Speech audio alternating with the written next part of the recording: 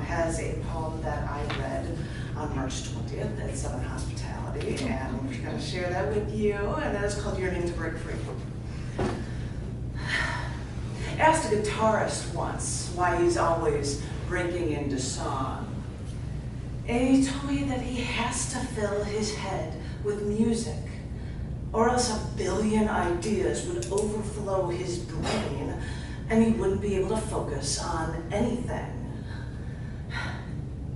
I thought about this, and I wondered if this is the plight of the creative, that we're bombarded with all these ideas, that they attack us, they assault us, they bombard us, they infect our brains.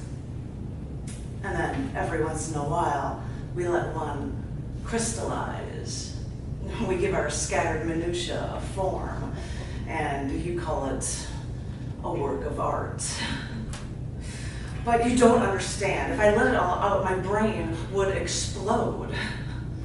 I suppose that these are the trials of the creative, with all these ideas scratching at our brains, yearning to break free.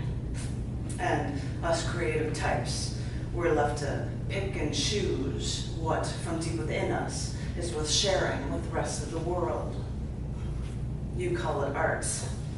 I call it what keeps me sane.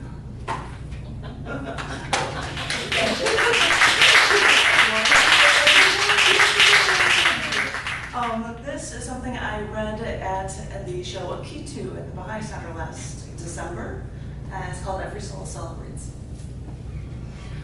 A poet once described Saturn mythology. Saturn, it says, devours its children. Yes, it's true.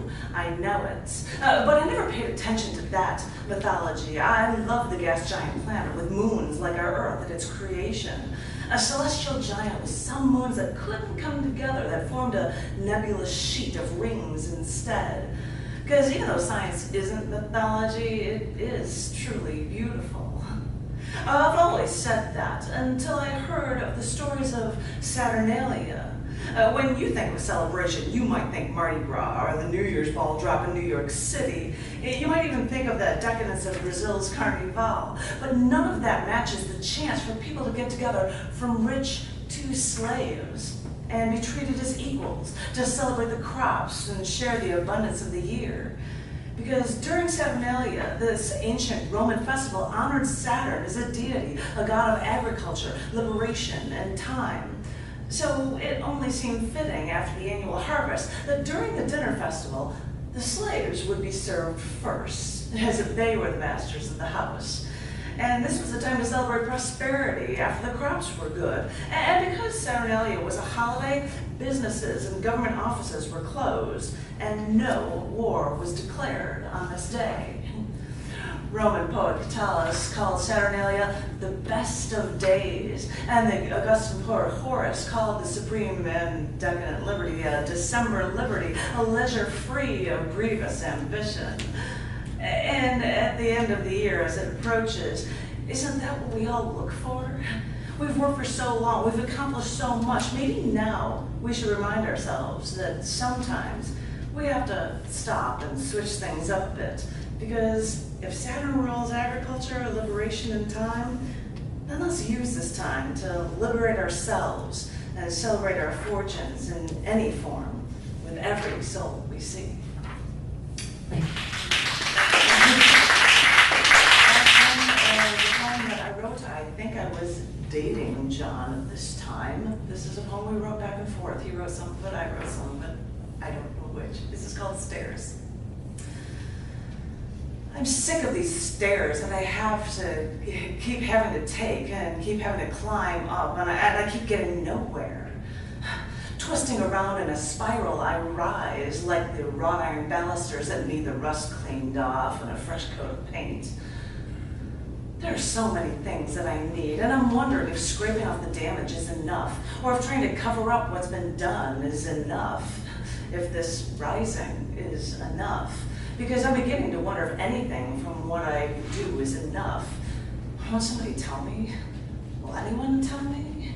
Somebody, somewhere, please come and help me. This leaden weight keeps dragging me down. I've been looking for someone, and I don't think anyone has the answers for me anymore, because I think I know what I'm doing, and no one has been able to make it so far. Scraping and painting, I've got to keep going, to keep these stairs in repair. I found underneath the strength and the beauty that put these stairs in here.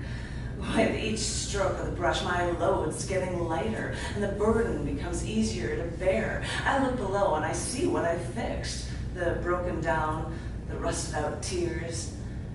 And it is beginning to become more amazing to me, all that I can see below and all that I've managed to overcome, all that I've gone through. And I know I've made it past a lot.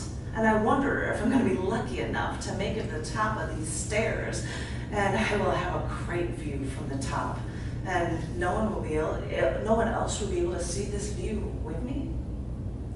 With me and my paint scrapers, my buckets of paint and brushes. I look and I see others below me struggling with their own loads, some scraping, some painting on the same stairwell. And I've got to tell them, it is hell to do it. It's not fun, I'll admit it. But when you count all the chips at the end of the game of stairs, you'll have the most pieces.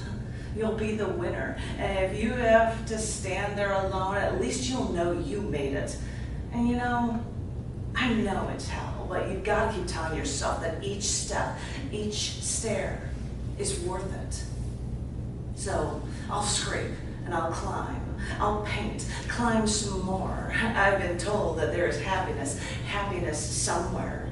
If only I can make it. If only I can take the pain of climbing these stairs.